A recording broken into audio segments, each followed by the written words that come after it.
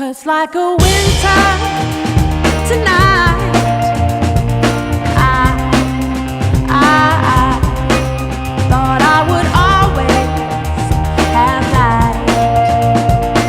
The quick flash that you gave to me, so dark I could barely see. Looking from wherever you are around the world, welcome and thank you for joining us. Today we're going to be exploring reptoids and cryptozoology from a psychological perspective. Our guest today is John Rhodes. He's a crypto hunter and a specialist in cryptozoology and ufology, and he's going to guide us through our mind and what's going on with this world. So let's welcome to the circle. Welcome, John. Welcome. Thank you very much. This is a really fascinating topic. I know we've discussed this before off camera. There are two sides to this story. Some people in the world of psychology believe cryptozoology or the belief in these creatures is not well-founded. Another one does believe in it wholeheartedly. Can you give us some insight on these two views? Well, you're right in saying there's really two kind of camps. When you see it in the media, you're either a believer or you're not. They like to draw that real, strong line. What's happening here is we're actually seeing something evolve in modern society into where different types of things coming to pass. We have people looking into ufology and cryptozoology. And cryptozoology is the science of looking for other animal life on Earth that we have yet to encounter. We've only encountered about 15% of all known life on Earth, which means about 85% of life as we could know it, we still haven't got hold of and cataloged and dropped into the scientists' hands. And for sure, there's a lot of life that is discovered every year. Most of it is a lot of new insect life that we haven't encountered before. And once in a while, there's some, really remarkable discoveries of animals that have been found that are quite large mammals. For example, the mountain gorilla for many, many years was known as just a topic of discussion amongst people who believed in crazy, strange things around the fireplace. But then after a while, scientists started discovering, yes, the mountain gorilla was in fact a living creature that lived hidden in the deep forests of the jungle by itself. Now, we only occupy a very small part of this planet. And in saying such, there's a lot of areas out there that haven't been fully explored. And there could be small pockets of different types of species of animals that over the years, maybe thousands, if not millions, could have actually evolved parallel to mankind into a humanoid form. This doesn't seem so crazy when you take into perspective that Dale Russell, a famous paleontologist for the Museum of Natural History in Ottawa, Canada, he and a professor, a colleague of his, was asked by NASA to extrapolate of what would extraterrestrial life look like if we had encountered it. And for this report for NASA, he actually came up with a model of a being that was half dinosaur and half human. And he said that if the dinosaurs had not disappeared 65 million years ago, and only some of them branching out to become birds, that there were other forms of dinosaur life that would have reached the humanoid shape if given time. And this happens to correlate with what we see historically in legends and myths, even with the Christian Bible talking about the serpent walking and talking to Adam and Eve in the garden, all the way back to biblical other accounts, not just the biblicals, but that from the Far East and the Near East, as well as in other nations around the world, shared this similar custom story about half human, half reptile forms. Now, sure enough, there's a lot of people out there in ufology and people thinking about UFOs before 1940s, before Kenneth Arnold actually saw the craft skipping over the Washington mountains.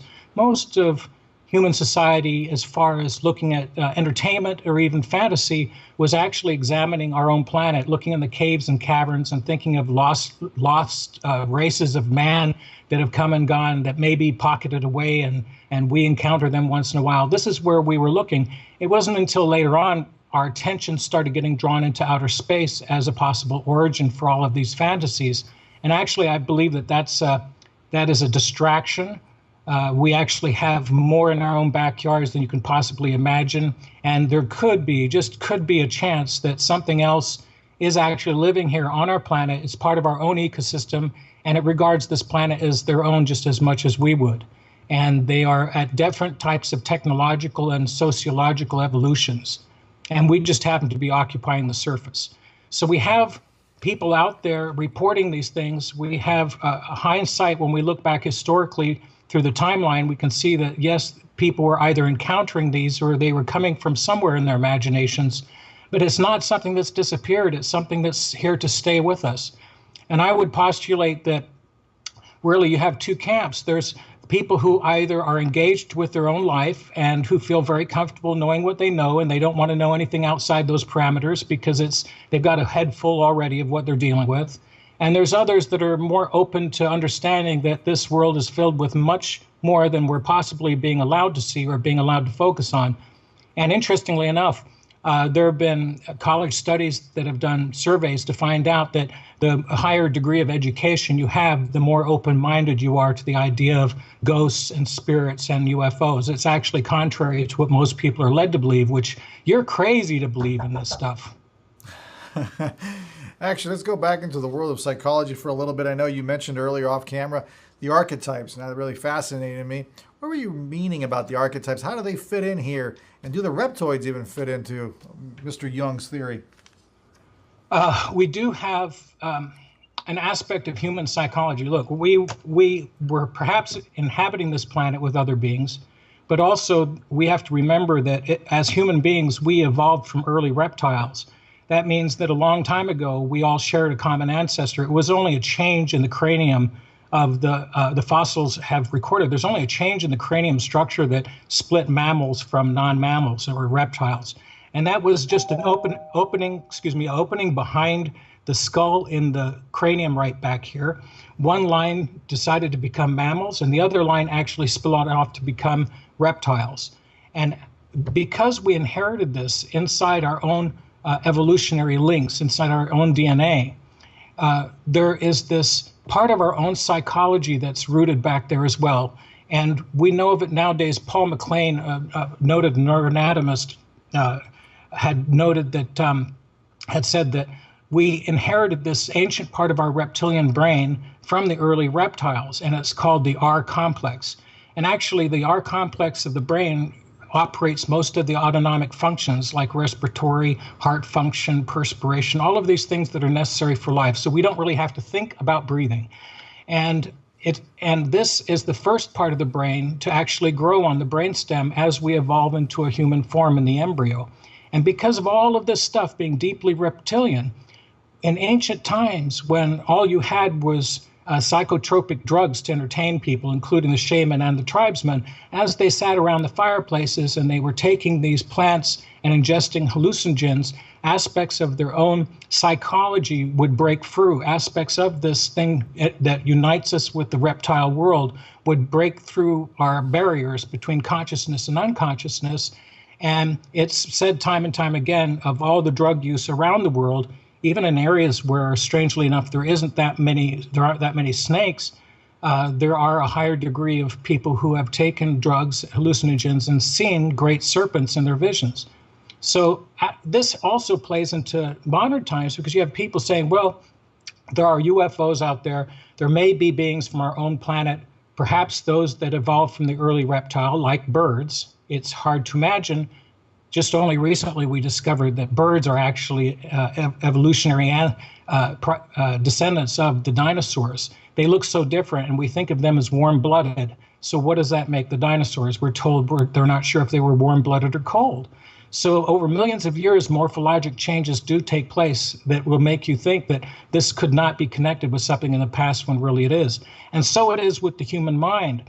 Things that operate in our subconscious mind at times when it has to do with us on a very deep level, things like that can come up in our brains, either in the awake state or the sleep state, and we perceive them as dreams or we perceive them as actual experiences with your eyes open. Now, I'm not saying that people who are having these experiences are all having dreams, or they're all having flights of fantasy, because that's just not true. There's been multiple eyewitness accounts. I'm talking about some of them who believe things have been happening to them are actually dealing with aspects of their own id. It's the unleashing of the monster of their own id imagination, like in the great science fiction movies would show out. Like in the planetary movie, I think you could help me out with this, Carlos. they go to Mars on another planet. Forbidden planet, thank you. Forbidden planet, that's right. Forbidden planet, Sorry. right. Your own imagination is unleashing the monsters. I think it was forbidden in my memory.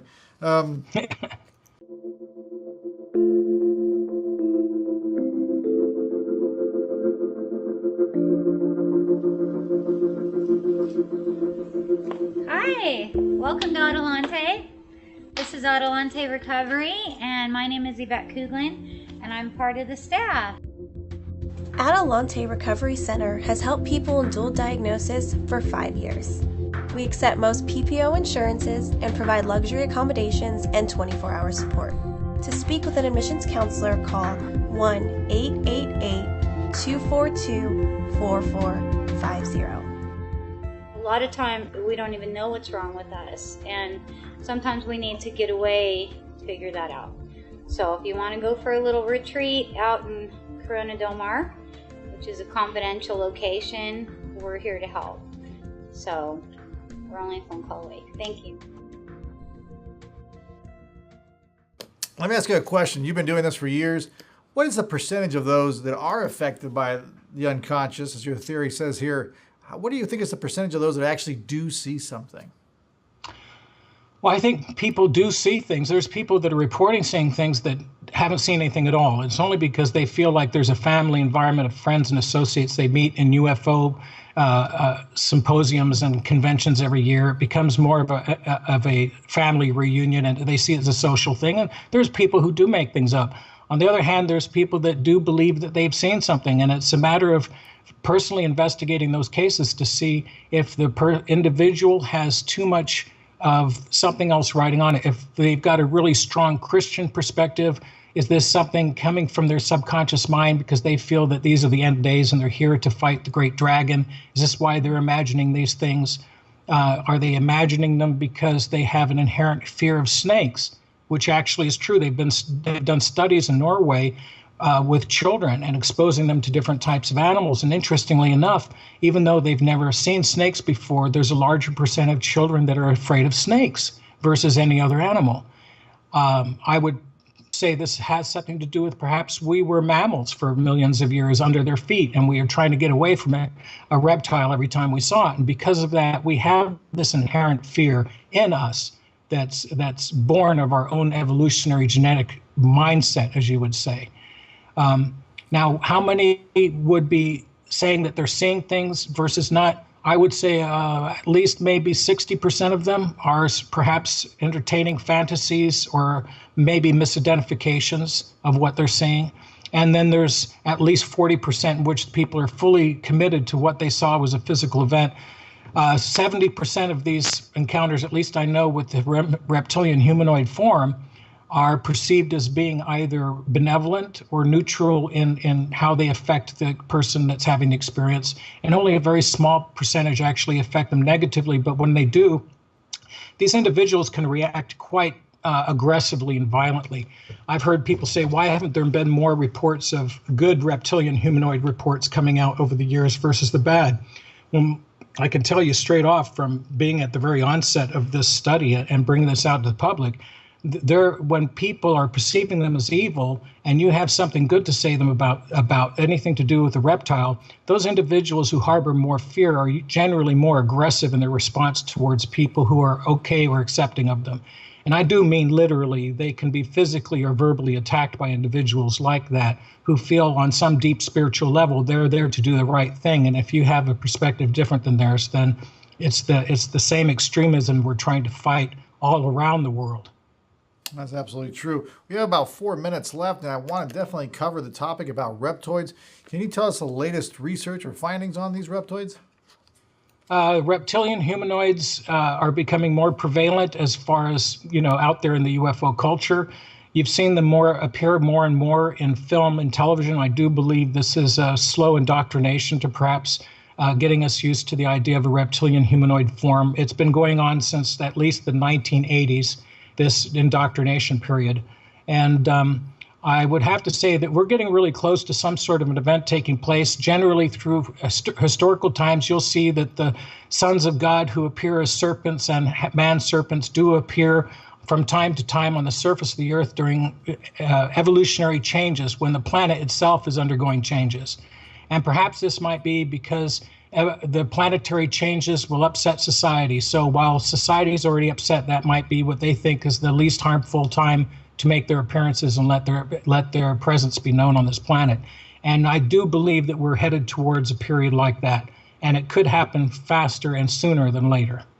So instead of Planet of the Apes, it's the Planet of the Reptile Humanoids? Well, planet of a whole bunch of us. It's not just them. There may have been other civilizations that have had their opportunity to rise and fall on the surface. And as the planet changed itself because of solar waves, cosmic radiations, and everything like that, they get taken underground. And after maybe 50 years or 100 years, when life changes on the surface, they are now perceived as the new aliens when really they're the last occupiers of the Earth's surface. And it could be that way. If you think back on how many times the surface of the Earth has been recovered or rolled over on itself, all these myths and legends of lost civilizations may not be so fanciful as it might be. They only select a few to survive. You'd be lucky if you're being in contact with them because you might be one of those that they've been genetically experimenting on who they don't want to get washed out in destruction. I feel sorry for the individuals who claim to have no contact because it makes me feel that nobody cares about them. That's a good point. Never thought about it that way. You definitely bring a really fresh perspective onto it. I love the idea of the Jungian theory and the archetypes and how this could influence people unconsciously. We have a few minutes left. Actually, we have about 1 minute left. John, where do we get a hold of you? I have a website called reptoids.com, reptoids.com. It's a combinative word for reptilian humanoids. And also I have 2 Facebook accounts, John Rhodes Crypto Hunter, and with general information about hunting out mysteries. And then also Reptoids Are Here, which is another Facebook page which you might want to drop in and look at. I've taken stuff out of the media and showed the public exactly how we might be continuing our progress in indoctrination. Do you have a book as well? Not at this time, I don't, but anybody's more than welcome to contact me through the site, and I'd be happy to talk to you. He sure did. He talked to us. Thank you so much, John. We so appreciate you being on the circle. Thank you, everyone, for joining us as well. Remember, our motto is simple. Wherever there's psychology involved, even where reptilians are, we're there. See you next time, everyone.